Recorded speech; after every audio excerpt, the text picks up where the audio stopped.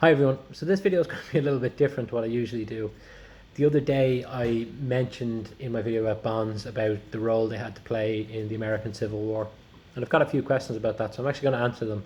So we're going to go from a finance page to a history page just for a couple of minutes. So one of the important things to note about some bonds, not all bonds, but some bonds, is that they were issued in order to fund war efforts over history. So during the American Civil War, which would have been between the North and the South of the United States, bonds were issued. And bonds were issued by the South. At first, they issued a standard bond. And you might remember from the last video, if you watched it, one of the important things about bonds and their price and their value is the credit worthiness of the issuer. At this time, the South wouldn't have had that credit worthiness. So the first round of bonds they didn't really pick up, and there wasn't really anything beneficial to them.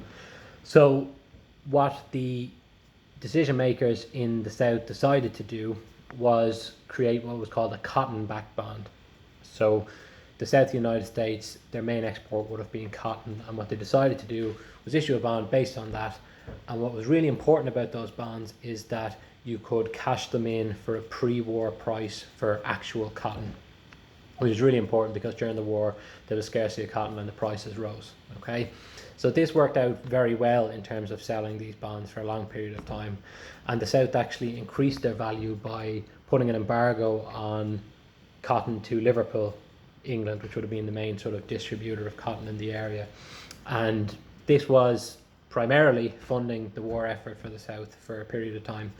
And what happened was, when the United States, the North, took New Orleans, which is where the cotton was going from, it made it increasingly difficult for any people who had bought these bonds, companies that bought these bonds and so on, to cash them in for actual cotton, because you would have to go through the North's fleet, both in and out.